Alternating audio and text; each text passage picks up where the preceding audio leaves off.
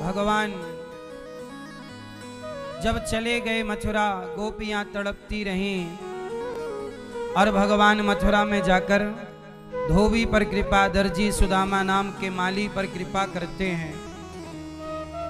भगवान की एक परम भक्त कुब्जा, देखो भगवान की लीलाएं कई बार किसी किसी युग में छूट जाती। उन लीलाओं को पूरा करने के लिए भगवान अनेक अनेक अवतार लेते हैं। अब जैसे भगवान कृष्ण ने एक धोबी भैया से कपड़े मांगे, भैया मामा कपड़े दे दो। मथुरा में वो कंस का धोबी था, कंस के कपड़े लेकर जा रहा। भगवान ने कहा मामा जी राम राम, कपड़े दे दो। धोबी ने कहा कि तुमने बाप के राज में ऐसे कपड़े पहने हैं। वस्त्रक ने भगवान को जब उल्टा कहा तो भगवान ने एक थप्पड़ जमाया और उस वस्त्रक का उद्धार हो गया। ये धोबी, ये वस्त्रक कौन है? ये वस्त्रक वही है जिनके कहने से भगवान राम को, माता सीता को वनवास भेजना पड़ा। भगवान राम इतने बड़े मर्यादा पुरुषोत्तम हैं, पर आज भी भगवान मर्यादा पुरुषोत्तम राम पर लोग ये आक्षेप लगाते हैं कि आपने अपनी पत्नी को गर्भावस्था में वनवास दिया है। क्या दिया है? वनवास दिया है। अच्छा, राम जी ने अपनी पत्नी को वनवास देकर सही किया है कि गलत किया है? जोर से मैया, सही किया गलत किया राम जी ने? भैया बताओ, टोपी वाले, पीछे वाले भैया, मैया जा रही हो? जा रही हो? टाटा।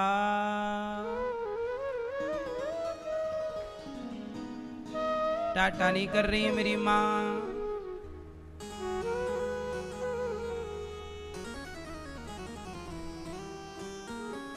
मैया,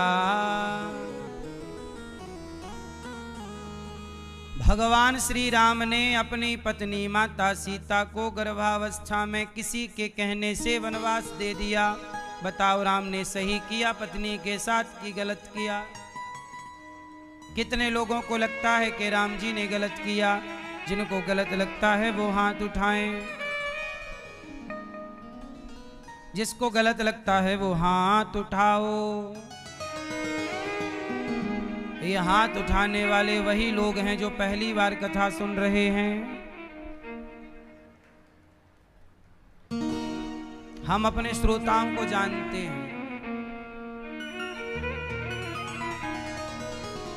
जो पक्का श्रोता होगा, रेगुलर सत्संगी, वो सब जानता होगा, क्योंकि ऐसा कोई सवाल नहीं जिसका उत्तर कथा से दिया ना जा चुका हो।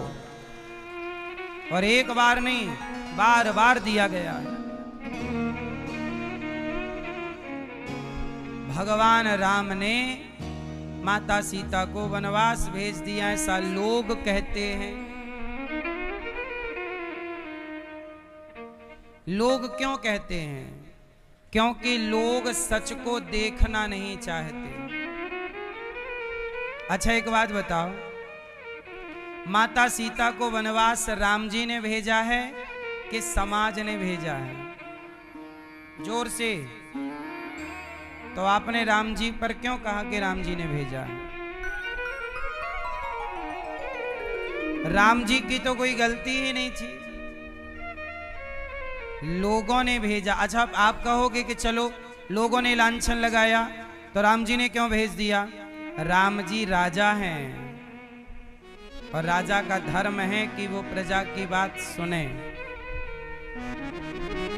इसलिए वही वस्त्रक धोबी जिसके कहने से वनवास हुआ, वही इस युग में त्रेता का द्वापर में आया और अब राम कृष्ण बनकर आए।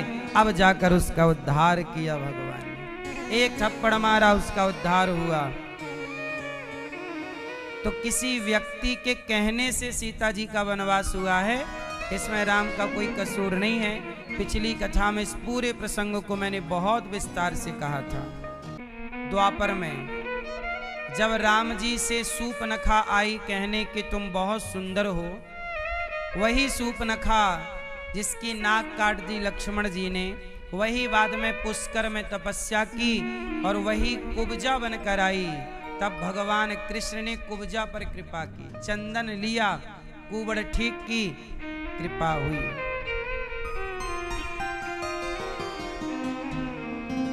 किस पर कृपा की भगवान ने? कुब्जा पर कृपा की।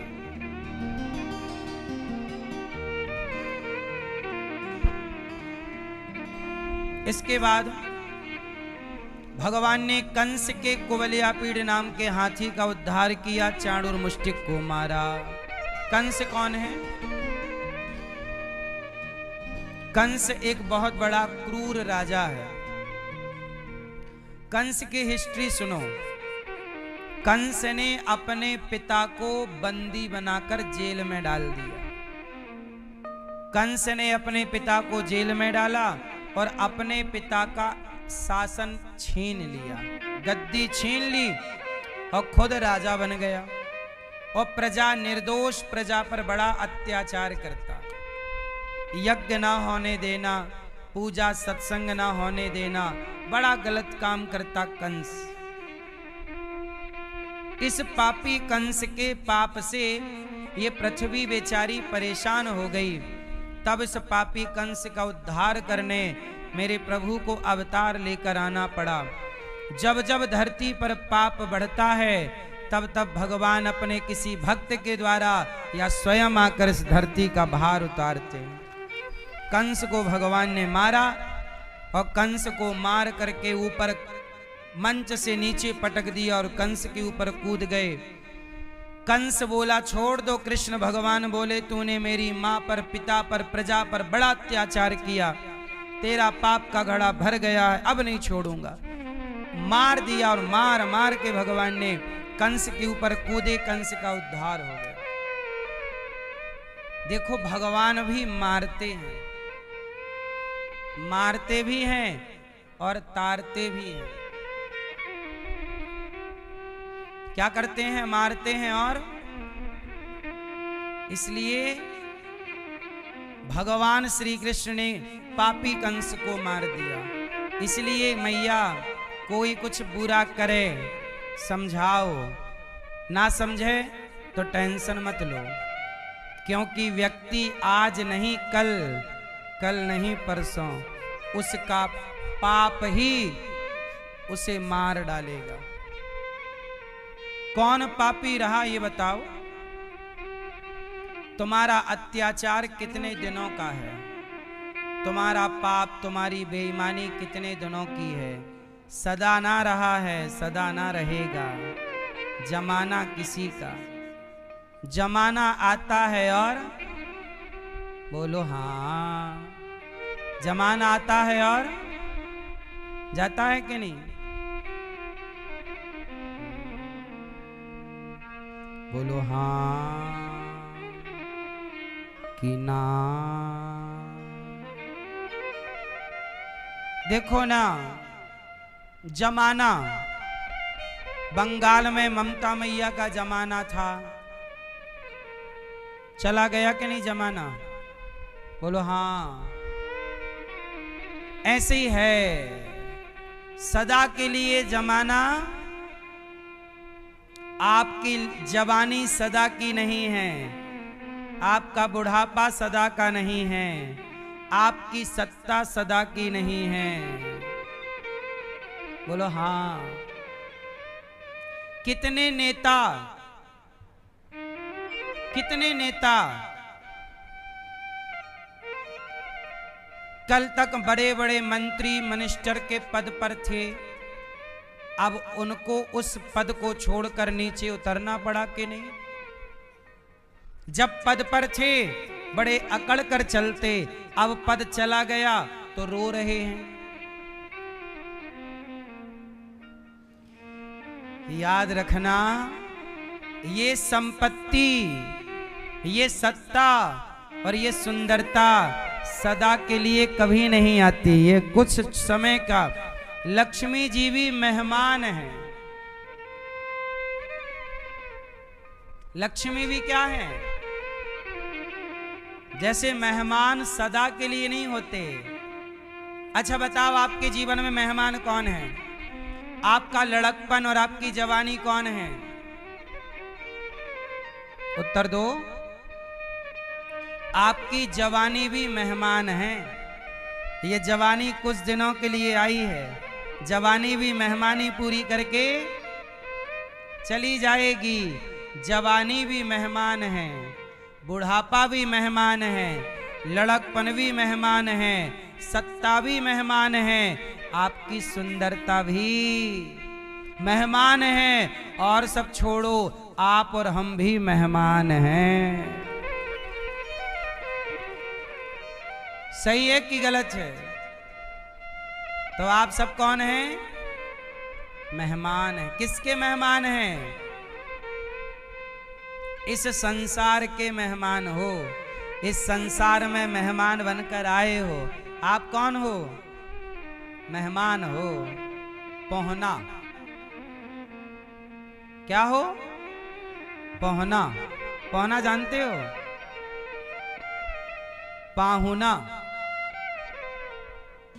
पाहुना भी मेहमान को ही कहते हैं। आज हरि आए विदुर घर पाहुना। आज हरि आए विदुर घर, क्या आए? पाहुना मतलब मेहमान। तो हम सब मेहमान, इसलिए सत्ता, संपत्ति, सुंदरता, किसी चीज का घमंड करके ना बैठ जाना। ये सब तो आएंगी और जाएंगी। जैसे सर्दी आई चली गई, गर्मी आई चली गई, बारिश आई, नदियां आई और कौन आया? कौन आया? बाढ़ आई और चली गई। आपके गर्म कपड़े निकले और चले गए, आए और यही मेरी माँ क्रम है, आया गया आया गया। यही क्रम चल रहा, करोड़ों साल से यही चक्कर है। इसी चक्कर से बचना है तो भगवान की शरण में आओ, वरना यही चक्कर चलता रहेगा। पुनरपि जननम पुनरपि मरणम पुनरपि जननी जठरे शयनम। भज गोविंदम गोविंदम भज मूढ़ मते।